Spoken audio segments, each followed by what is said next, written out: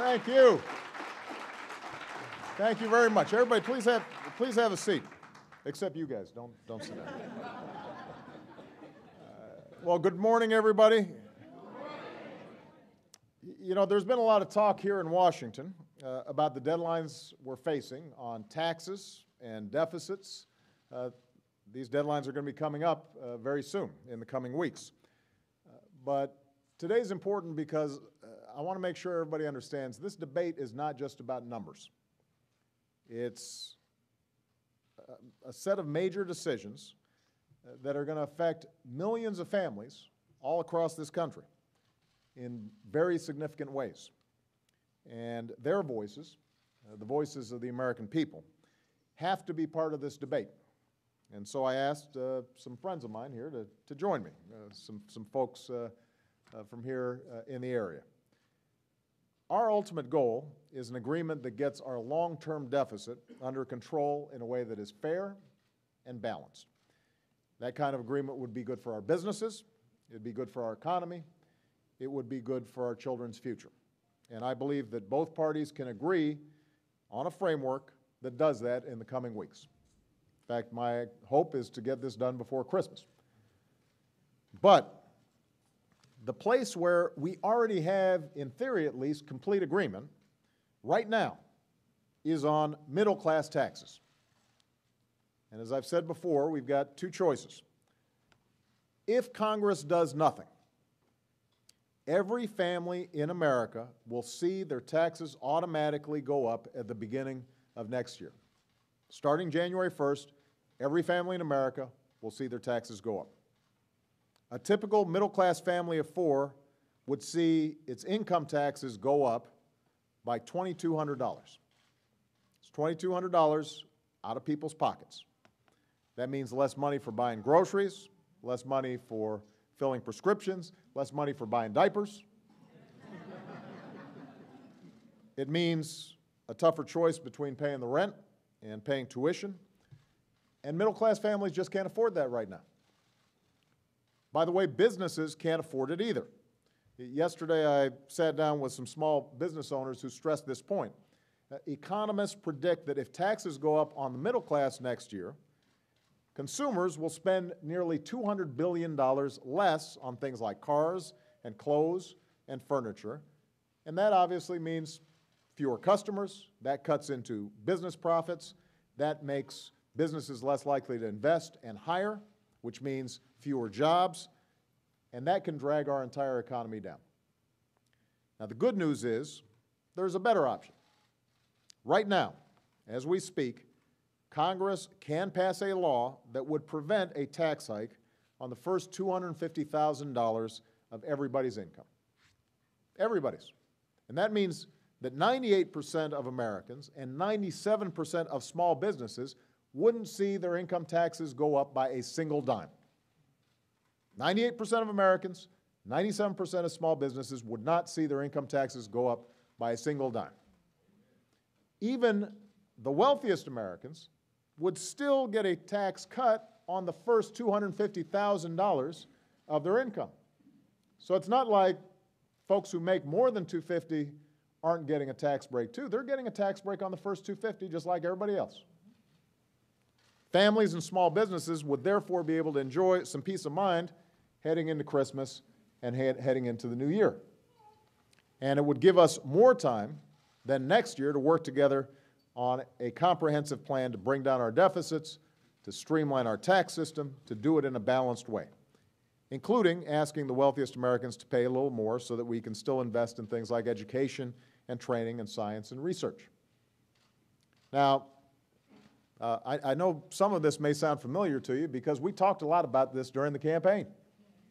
This shouldn't be a surprise to anybody. This was a major debate in the presidential campaign and in congressional campaigns all across the country. And a clear majority of Americans, not just Democrats, but also a lot of Republicans and a lot of independents, agreed we should have a balanced approach to deficit reduction that doesn't hurt the economy and doesn't hurt middle-class families.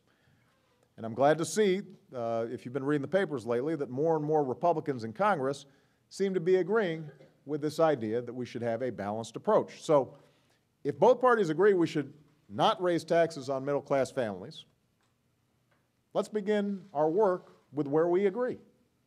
The Senate's already passed a bill that keeps income taxes from going up on middle-class families.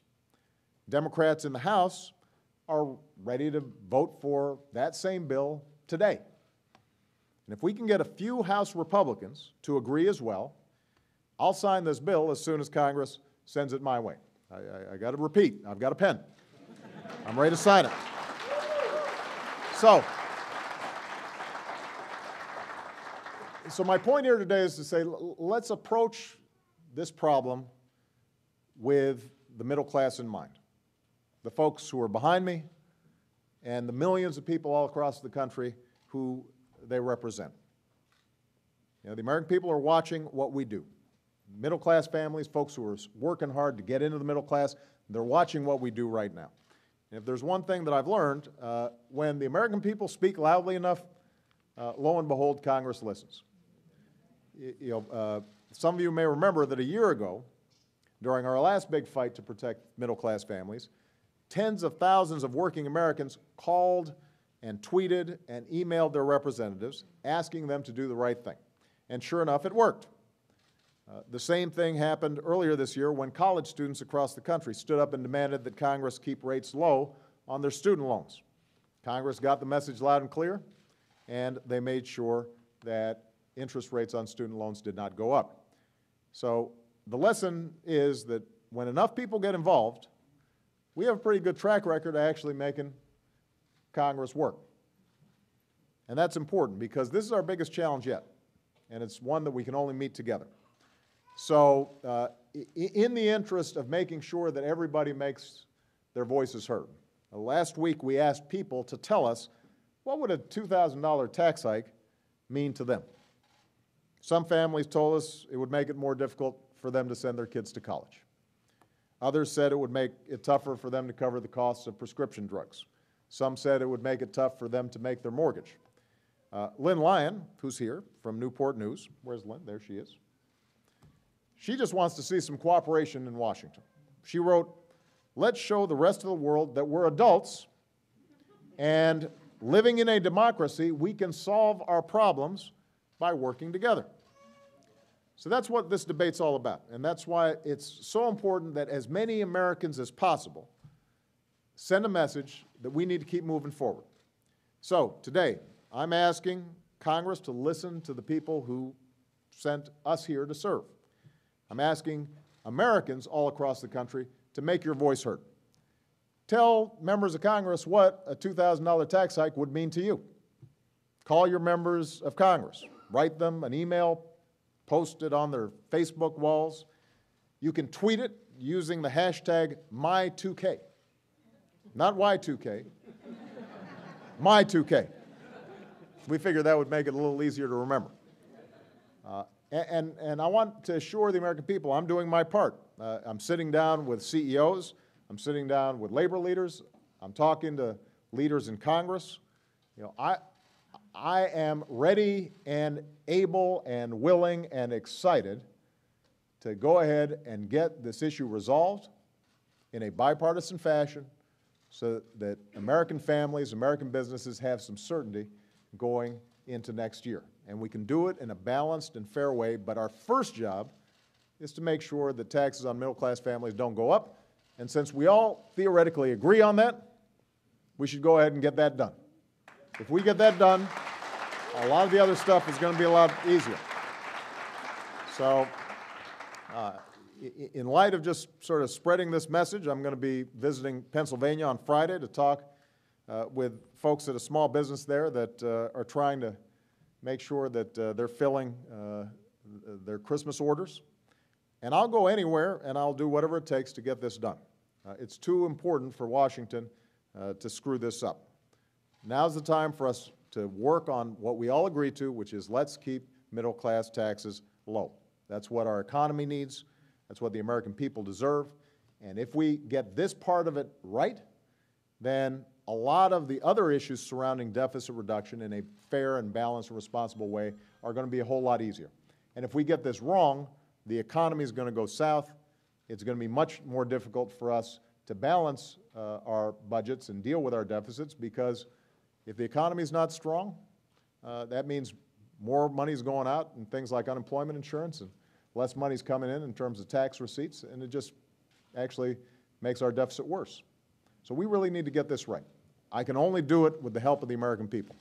So tweet, what was that again? My2K.